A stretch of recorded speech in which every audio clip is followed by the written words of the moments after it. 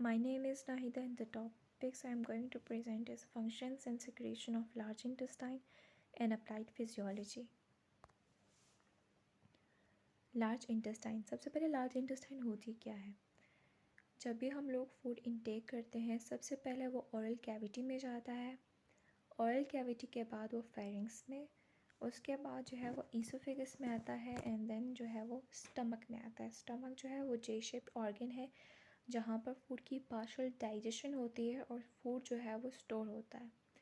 उसके बाद जो फूड है after partial digestion in stomach, उसके बाद वो पास होता है into small intestine. Small intestine में जो है वो 3 पार्ट से मिलकर बना है, ड्यूरिनम, ज्यूजियम और इलियम। जो डाइजेशन है यानी जो पार्शली डाइजेस्टेड फूड था स्टमक का, वो उसकी कंप्लीट डाइजेशन हो जाएगी इन स्मॉल इंटेस्टाइन। उसके बाद जो है वो आएगा to the large intestine. Large intestine जो है वो इस वजह से नहीं कहा गया कि इसकी लेंथ जो है वो ज़्यादा है, लेंथ जो है वो स्मॉल इंटेस्टाइन की ज़्यादा है, लेकिन on the basis of diameter जो है इसको लार्ज इंटेस्टाइन का नाम दिया गया है क्योंकि लार्ज इंटेस्टाइन की जो डायमीटर है वो स्मॉल इंटेस्टाइन से ज़्यादा है। अब लार्ज इंटेस्टाइन जो है ये स्मॉल इंटेस्टाइन से स्टार्ट होती है, कनेक्ट करती है स्मॉल इंटेस्टाइन को, कनेक्ट करती है स्मॉल इंटेस्टाइन को एक एंड पे और दूसरे एंड से वो एनएस के साथ कनेक्टेड होती है। ये लॉन्ग ट्यूब ब्लैक ऑर्गन है। जो लार्ज इंटेस्टाइन है इसके मेन 3 फंक्शंस हैं। सबसे पहला फंक्शन क्या है? एब्जॉर्बिंग वाटर एंड इलेक्ट्रोलाइट्स, यानी वाटर के एब्जॉर्ब करना, आइंस के absorption, producing and absorbing vitamins को प्रोड्यूस भी करता है और एब्जॉर्ब भी करता है, and forming and propelling faeces towards the rectum for elimination. Propel करता है फीसेस को towards the rectum for elimination. Large intestine को हम लोग कोलोन भी कहते हैं। Parts of large intestine. Large intestine के 7 पार्ट हैं। सबसे पहला है caecum, ascending colon, transverse colon, descending colon, sigmoid colon, rectum और एनल कैनाल। ये सारे जो हैं ये लार्ज इंटेस्टाइन के पार्ट्स हैं। Secretions of large intestine. जो लार्ज इंटेस्टाइन के जो जूस होता है, लार्ज इंटेस्टाइनल जूस जो होता है, ये वाटरी फ्लूइड होता है जिसका पीएच जो है वो है 8.0। कंपोजिशन क्या है, यानी जो लार्ज इंटेस्टाइन के जो जूस है उसकी कंपोजिशन क्या है? ये 99.5% वाटर से मिलकर बना होता है और 0.5% इसमें सॉलिड्स होते हैं। वो सॉलिड्स होते हैं वो ऑर्गेनिक सब्सटेंसेस भी होते हैं और इसमें इनऑर्गेनिक सब्सटेंसेस भी होते हैं। ऑर्गेनिक सब्सटेंसेस में हमारे पास कौन कौन से सब्सटेंसेस आ जाते हैं? Like albumin, globulin, mucin, urea, debris of epithelial cell, ये सारे हमारे पास ऑर्गेनिक सब्सटेंसेस हैं। इनऑर्गेनिक सब्सटेंसेस में हमारे पास आ जाते हैं sodium, calcium, potassium, bicarbonate, chloride, phosphate and sulphate. ये सारे हमारे पास इनऑर्गेनिक सब्सटेंस हैं, यानी जो 0.5% सॉलिड है उसके अंदर ऑर्गेनिक सब्सटेंस भी प्रेजेंट है और इनऑर्गेनिक सब्सटेंसेस भी प्रेजेंट है। Functions of large intestinal juices. सबसे पहला जो फंक्शन है लार्ज इंटेस्टाइनल जूस का वो क्या है? Neutralisation of acid. जो हमारी लार्ज इंटेस्टाइन है वहाँ पर by the action of bacteria strong acid बनते हैं। वो स्ट्रॉन्ग एसिड जो होता है उसको न्यूट्रलाइज कौन करता है? बाइकार्बोनेट। जो लार्ज इंटेस्टाइन है ये जूस प्रोड्यूस करता है अल्कलाइन नेचर का। वो अल्कलाइन जो होता है वो क्यों होता है? क्योंकि उसके अंदर जो है large quantity of bicarbonate present होते हैं और बाइकार्बोनेट जो है ये अल्कलाइन है, तो ये जो स्ट्रॉन्ग एसिड है लार्ज इंटेस्टाइन के उसको न्यूट्रलाइज करेगा। याद रहे कि जो लार्ज इंटेस्टाइन है वहाँ पर डाइजेशन नहीं होती जिसकी वजह से लार्ज इंटेस्टाइन में डाइजेस्टिव एंजाइम जो हैं वो एब्सेंट होते हैं, लेकिन जो कंसंट्रेशन ऑफ बाइकार्बोनेट है वो हाई होती है in large intestinal juice. Lubrication activity. Lubrication activity कैसे? कि जो लार्ज इंटेस्टाइनल की जो सेक्रीशंस होती हैं उस उनमें म्यूसिन भी प्रेजेंट होता है। म्यूसिन क्या है? ये प्रोटीन है। ये इसका फंक्शन क्या है? जो म्यूकोसा है लार्ज इंटेस्टाइन की, यानी जो लाइनिंग है लार्ज इंटेस्टाइन की, ये उसको लुब्रिकेट करता है ताकि जो बॉल की जो मूवमेंट है, जो कंटेंट है, उसके मूवमेंट को फैसिलिटेट किया जा सके। म्यूसिन जो है ये प्रोटेक्ट करता है लाइनिंग ऑफ लार्ज इंटेस्टाइन को, ताकि जो उसे प्रिवेंट किया जा सके बाय मैकेनिकल इंजरी या केमिकल सब्सटेंसेस जो हार्मफुल होते हैं, जो डैमेज करते हैं लार्ज इंटेस्टाइन को, उनके इफ़ेक्ट से जो है बचाता है म्यूसिन।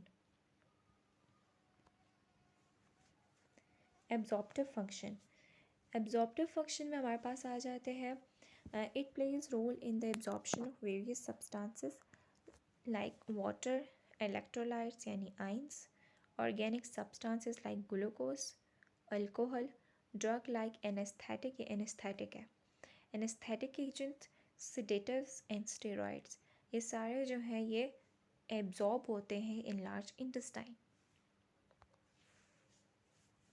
फॉर्मेशन ऑफ फेसेस, जब एब्जॉर्प्शन हो जाती है न्यूट्रिएंट्स की, वाटर की और जो बाकी सब्सटेंसेस हैं इलेक्ट्रोलाइट की, उसके बाद जो अनवांटेड सब्सटेंसेस होते हैं वो लार्ज इंटेस्टाइन में वो जो है वो उनसे फीसेस बन जाएंगे जो कि एक्सक्रीट आउट हो जाएंगे। एक्सक्रीटरी फंक्शन, लार्ज इंटेस्टाइन जो है ये एक्सक्रीट करता है heavy metals like mercury, lead, bismuth and arsenic जो है थ्रू फीसेस, तो ये इन हैवी मेटल्स की जो है एक्सक्रीशन में भी हेल्प करता है।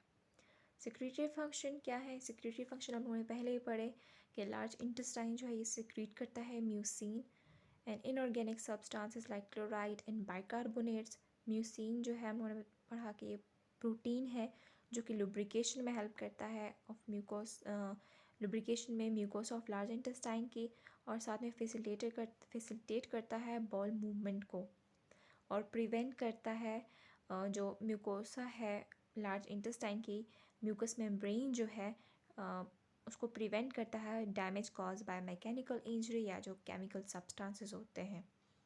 और बाइकार्बोनेट हम लोगों ने पढ़ा कि जो लार्ज इंटेस्टाइन होते हैं इसमें स्ट्रॉन्ग एसिड जो हैं वो बनते हैं जिसको न्यूट्रलाइज जो है वो बाइकार्बोनेट करता है क्योंकि अल्कलाइन नेचर है इसकी। सिंथेटिक फंक्शन, बैक्टीरियल फ्लोरा यानी वो बैक्टीरिया जो कि हमारे लिए गुड हों, जो गुड बैक्टीरिया होते हैं उन्हें बैक्टीरियल फ्लोरा कहते हैं। सो लार्ज इंटेस्टाइन में जो बैक्टीरियल फ्लोरा हैं वो सिंथेसाइज करते हैं फॉलिक एसिड, विटामिन B12 और विटामिन के। विटामिन के आप सबको पता है कि ब्लड क्लॉटिंग में हेल्प करता है, तो इस तरह जो लार्ज इंटेस्टाइन है वो भी ब्लड क्लॉटिंग मैकेनिज्म में कंट्रीब्यूट करेगा। डाइटरी फाइबर, डाइटरी फाइबर जो है ये ग्रुप ऑफ फूड पार्टिकल्स हैं जिनको स्टमक ये स्मॉल इंटेस्टाइन डाइजेस्ट नहीं कर सकता, वो अनचेंज जो है वो लार्ज इंटेस्टाइन तक पहुंच जाते हैं। और इसमें हमारे पास जाते हैं जैसे सेलुलोज हो गया, पैक्टीन, लेग्निन, ये जो है इन हमारी बॉडी में प्रॉपर एंजाइम्स प्रेजेंट नहीं होते जो कि इन्हें डाइजेस्ट कर सकें, इस वजह से स्टमक से और स्मॉल इंटेस्टाइन से ये पास हो जाते हैं अनडाइजेस्टेड। उसके बाद ये आ जाते हैं towards the large intestine. Large intestine में ये प्रोवाइड करते हैं substrate for microflora of large intestine, ठीक है, और इंक्रीज़ करते हैं बैक्टीरियल मैस को इंक्रीज़ करेंगे। अब एनारोबिक बैक्टीरिया जो है ये डाइटरी फाइबर पर एक्ट करते हैं, जो कुछ कंपोनेंट होते हैं फाइबर के वो ब्रेक हो जाते हैं, यानी जब वो ब्रेक होंगे तो उनकी एब्जॉर्प्शन हो जाती है, जो रिमेनिंग है वो एक्सक्रीट हो जाते हैं थ्रू फीसेस। डाइटरी फाइबर के सोर्सेज क्या हैं? जैसे कि फ्रूट्स हो गए, vegetables, serial, bread, wheat grain, ये सारे जो है ये सोर्सेज ऑफ डाइटरी फाइबर हैं। और कंपोनेंट्स जो हैं डाइटरी फाइबर के वो क्या है? सेलुलोजेस, डी ग्लूकेन्स, पैक्टीन, लिग्निन, गम, हीमोसेलुलोजेस, ये सारे जो हैं ये कंपोनेंट ऑफ डाइटरी फाइबर हैं जो कि डाइजेस्ट नहीं होते इन स्मॉल इंटेस्टाइन और स्टमक और पास हो जाते हैं, मतलब आ जाते हैं लार्ज इंटेस्टाइन, जहाँ पे माइक्रो जो फ्लोरा हैं वो एक्ट करेंगे, जिसकी वजह से कुछ जो है वो ब्रेक हो जाएंगे और उनकी एब्जॉर्प्शन हो जाएगी, और जो ब्रेक नहीं होते तो वो एक्सक्रीट हो जाएंगे थ्रू फीसेस। हमारे पास दो किस्म के डाइटरी फाइबर्स होते हैं, इनसॉल्युबल फाइबर और सॉल्युबल फाइबर। जो इनसॉल्युबल फाइबर होते हैं ये बेनिफिट इसके बेनिफिट्स क्या हैं, जैसे ये गुड है फॉर कॉलोन हेल्थ। कॉलोन जो है वो लार्ज इंटेस्टाइन को कहते हैं, तो ये उसके हेल्थ के लिए जो है वो बेनिफिशियल है। एजेस एंड प्रिवेंट कॉन्स्टिपेशन, ये कॉन्स्टिपेशन को प्रिवेंट करते हैं। कॉन्स्टिपेशन क्या है इसे हम आगे पढ़ेंगे। सॉल्युबल फाइबर के क्या बेनिफिट्स हैं, stay Fuller longer, lowers blood cholesterol और इम्प्रूव्स ब्लड शुगर्स। ठीक है। अप्लाइड फिजियोलॉजी, अप्लाइड फिजियोलॉजी में हमारे पास आ जाता है diarrhoea. Diarrhoea is frequent discharge of intestinal content and loose and fluid form. ठीक है। डायरिया में क्या होता है कि इट में डायरिया जो है एक्यूट भी होता है और क्रोनिक भी होता है। एक्यूट जो है वो डायरिया कॉज होता है by temporary problems like infections. ठीक है। और जो क्रोनिक डायरिया है ये कॉज होता है due to disorders of intestinal mucosa, जो इन्फ्लेमेशन हो जाती है in the lining of intestine. ठीक है। तो उसकी वजह से डायरिया होता है। जनरल कॉजेज़ क्या है, डाइटरी एब्यूज़। डायरिया जो है, अगर हम लोग जो वाटर ले रहे हैं वो कंटेमिनेटेड है तो उसकी वजह से भी डायरिया हो सकता है। कंटेमिनेटेड फूड ले रहे हैं, आर्टिफिशियल स्वीटनर्स जो कि फूड में प्रेजेंट होते हैं या स्पाइसी फूड, ये सारे जो है ये डायरिया को कॉज करते हैं। फूड इंटॉलरेंस, जैसे कि एक्यूट डायरिया जो है ये मेनली कॉज होता है by indigestion of food substances, particular lactose intolerance के हम लोगों ने नाम सुना होगा। इसमें क्या होता है कि हमारी बॉडी में जो लैक्टेज एंजाइम है जो कि लैक्टोज को डाइजेस्ट करता है, लैक्टोज चूँकि डाइसेकेराइड है तो उसको मोनोसेकेराइड में हाइड्रोलाइज करना ज़रूरी है ताकि हमारी बॉडी जो है इसे एब्जॉर्ब कर सके। सो हमारी बॉडी में वो लैक्टेज एंजाइम प्रेजेंट नहीं होता, जिसकी वजह से जो है लैक्टोज है वो डाइजेस्ट नहीं होता और फूड इंटॉलरेंस होती है, यानी फिर डायरिया कॉज होता है। वैसे अगर देखा जाए तो नॉर्मली जब फूड जो डाइजेस्ट हुआ फूड होता है वो जब लार्ज इंटेस्टाइन से पास होता है तो जो लार्ज पोर्शन है वो उसमें से जो यानी जो ज़्यादातर जो वाटर है वो एब्जॉर्ब हो जाता है और सेमी सॉलिड स्टूल रह जाते हैं। लेकिन इन केस ऑफ डायरिया क्या होता है कि फ्लूइड जो है जब वो लार्ज इंटेस्टाइन से पास हो रहा होता है तो वो एब्जॉर्ब नहीं हो रहा होता, मतलब प्रॉपर तरीके से वो एब्जॉर्ब नहीं होता, जिसकी वजह से वाटरी बाउल डिस्चार्ज होता है। ठीक है। इन्फेक्शन बाय बैक्टीरिया, कौन से बैक्टीरिया, लाइक इकोलाई, सैल्मोनेला, इनकी वजह से। वायरस, ये मैंने मिस्टेक किया, ये वायरस है। Virus like rota virus, hepatitis virus, ये सारे वायरस हैं जिनकी वजह से डायरिया हो सकता है। Parasites like Entamoeba histolytica. ठीक है। सो ये पैरासाइट्स हैं जो कि कॉज करते हैं डायरिया को। रिएक्शंस टू मेडिसिन, कौन कौन से मेडिसिन में आ जाते हैं, like antibiotics, hypertensive drugs, laxatives.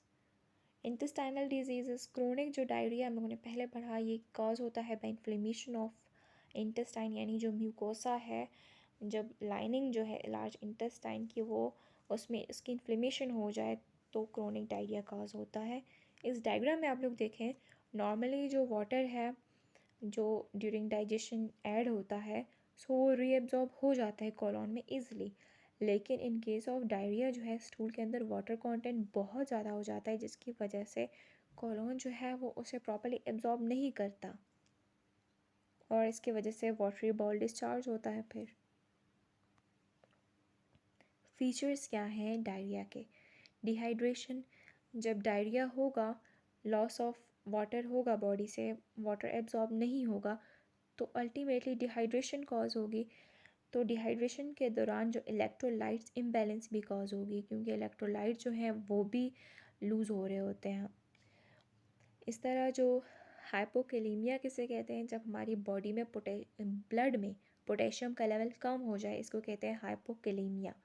सो हम डायरिया की वजह से हमारे जो ब्लड है उसमें कैल्शियम ना पोटेशियम का लेवल जो है वो कम हो जाएगा। एब्डोमिनल पेन होता है, नोज़िया। और ब्लोटिंग किसे कहते हैं, ब्लोटिंग जो है ये इसमें जो इंटेस्टाइनल गैस है वो ज़्यादा हो जाती है, जिसकी वजह से एब्डोमेन में फुलनेस फील होती है और टाइट सा फील होता है। ठीक है। डायरिया फैक्ट्स इसमें जो है समराइज़ किया हुआ है। कॉजेटिव एजेंट क्या है डायरिया के? Bacteria, viruses, parasites, drugs, toxin, food allergy, ये सारे जो है ये डायरिया के कॉजेटिव एजेंट है, यानी इनसे डायरिया हो सकता है। साइन एंड सिम्टम्स क्या हैं? पेन, यानी अगर डायरिया हो जाए तो कौन कौन से साइन एंड सिम्टम्स हैं? वो हैं pain in abdomen, nausea, vomiting, low fever, dehydration, electrolytes change. Constipation, constipation क्या है? Constipation is condition in which you may have fewer than 3 bowel movements a week, stool that are hard, dry or lumpy, stool that are difficult or painful to pass, or a feeling that not all stool has passed। ठीक है, सो ये सारे constipation में होता है। Constipation है क्या? Basically ये failure of voiding of faeces जो है, जिसकी वजह से डिस्कम्फर्ट प्रोड्यूस होता है, इसको कॉन्स्टिपेशन कहते हैं। कॉन्स्टिपेशन होती क्यों है? जब लार्ज इंटेस्टाइन में जो है फीसेस मतलब ज़्यादा देर तक रहते हैं, और जो लार्ज इंटेस्टाइन में जो मूवमेंट है वो नहीं होती प्रॉपर, जब मूवमेंट नहीं होती, फीसेस जो है वो एक जगह पे रहते हैं लार्ज इंटेस्टाइन में ज़्यादा देर तक, तो लार्ज इंटेस्टाइन का फंक्शन ये था कि ये एब्जॉर्ब करता है, तो ये उन फीसेस में से जो है ये वाटर को एब्जॉर्ब कर लेगा, जिसकी वजह से जो फीसेस होंगे वो हार्ड हो जाएंगे, ड्राई हो जाएंगे। कॉजेज़ क्या है कॉन्स्टिपेशन के? डाइटरी सोर्सेज, अगर हम लोग जो है वो फ्रूट्स नहीं ले रहे, वेजिटेबल्स प्रॉपर तरीके से नहीं रहे, सीरियल, ब्रेड, व्हीट ग्रेन जो कि सोर्सेज ऑफ डाइटरी फाइबर, अगर हम लोग इनको प्रॉपर जो है नहीं ले रहे तो इसकी वजह से भी कॉन्स्टिपेशन हो सकती है, या वाटर जो है वो प्रॉपर तरीके से इनटेक नहीं कर रहे। स्पैज़म ऑफ सिग्मॉइड कोलॉन, जो स्पैज़म है सिग्मॉइड कोलॉन का, इसकी वजह से ये जो कॉलोन है ये मोटिलिटी मतलब मूवमेंट नहीं होती इसकी, जब मूवमेंट नहीं होगी, हम लोगों ने पहले भी पढ़ा कि जब मूवमेंट नहीं होगी तो फीसेस जो है वो ज़्यादा देर तक लार्ज इंटेस्टाइन में ही रहेंगे, और लार्ज इंटेस्टाइन का फंक्शन है एब्जॉर्प्शन, तो लार्ज इंटेस्टाइन जो है वो उससे वाटर को एब्जॉर्ब करता रहेगा, और हमारे पास जो है फीसेस जो हैं वो ड्राई हो जाएंगे और हार्ड हो जाएंगे, और कॉन्स्टिपेशन अल्टीमेटली काज होगी। ड्रग्स जैसे कि डायूरेटिक्स हैं, पेन रिलीवर जैसे कि नरकोटिक्स हो गई हैं, एंटी डिप्रेसेंट, ये भी कॉज करते हैं कॉन्स्टिपेशन को। Food food that relieve constipation, उसमें हमारे पास आ जाते हैं, मैंने पहले पढ़ा कि फ्रूट, वेजिटेबल्स, सीरियल्स, ठीक है। सो जैसे पियर, कीवी, प्लम्स, ब्रेड, बीन्स, ये सारे जो हैं ये प्रिवेंट करते हैं कॉन्स्टिपेशन को। क्यों? क्योंकि डाइट्री इनके अंदर जो है ना ये सोर्सेज ऑफ डाइट्री फाइबर हैं, हम लोगों ने पढ़ा जो डाइट्री फाइबर जो हैं ये प्रिवेंट करते हैं कॉन्स्टिपेशन को, तो ये जितने भी ये फ्रूट वेजिटेबल्स हैं ये इनके अंदर डाइट्री फाइबर है, जिसकी वजह से कॉन्स्टिपेशन जो है वो नहीं होगी। Food that can cause constipation, वो फूड जो कि कॉज करती है constipation, like chocolate, caffeine, red meat, जो डेयरी प्रोडक्ट्स होते हैं, बनानाज, ये सारे जो है कॉन्स्टिपेशन को कॉज करते हैं। क्यों? क्योंकि इनमें डाइटरी फाइबर कम होता है या तो होता ही नहीं है। अपेंडिसाइटिस, अपेंडिसाइटिस जो है ये इन्फ्लेमेशन ऑफ अपेंडिक्स को कहते हैं। अब अपेंडिक्स क्या चीज़ है? अपेंडिक्स जो है ये हमारे पास स्मॉल वॉर्म लाइक अपेंडेज है, जो कि सीकम से जो असेंडिंग कॉलोन है वहाँ से प्रोजेक्ट हुई होती है। इसकी जो लेंथ है वो 2 to 4 इंचज़ है। 5, इसको हम अगर इस सेंटीमीटर्स में कहें तो 5 to 10 सेंटीमीटर है, और ये थिन पाउच है। ये कनेक्टेड है टू द लार्ज इंटेस्टाइन, किस पार्ट के साथ? वो असेंडिंग कॉलोन जो है, सीकम का जो असेंडिंग कॉलोन है उसके साथ ये अटैच है, और ये लोअर राइट साइड पे एब्डोमेन के प्रेजेंट होती है। अच्छा, अपेंडिक्स जो है इसका एज सच कोई ख़ास फंक्शन नहीं है ह्यूमन में, लेकिन अगर इसमें अगर कोई डिज़ीज़ हो जाए तो ये प्रॉब्लम काज करती है। अपेंडिसाइटिस जो है ये किसी भी एज में हो सकती है, लेकिन ज़्यादातर जो कॉमन है वो है 10 to 30 ईयर्स जो है, ये इस एज में कॉमन है अपेंडिसाइटिस, यानी इन्फ्लेमेशन ऑफ अपेंडिक्स जो है ये कॉमन है between the age of 10 and 30।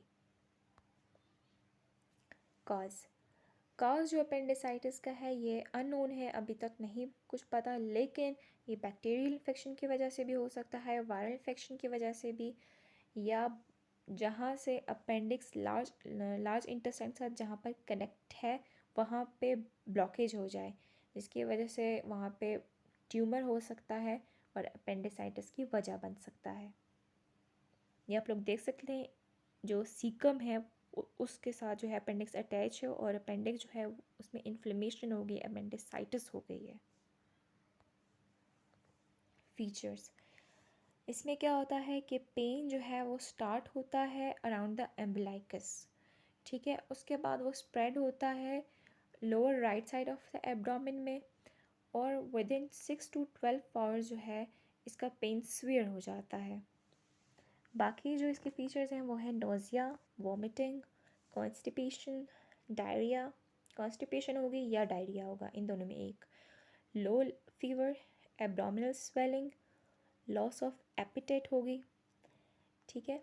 अगर इसको प्रॉपर मतलब इमीडिएटली इसको ट्रीट ना किया जाए तो क्या हो सकता है, कॉम्प्लिकेशन ये होगी कि अपेंडिक्स जो है वो रप्चर हो जाएगा, रप्चर होने की वजह से जो इन्फ्लेमेशन होगा वो बॉडी में स्प्रेड कर जाएगा, जिसकी वजह से सीवियर कॉम्प्लिकेशंस हो सकती हैं, इवन डेथ भी कॉज हो सकती है।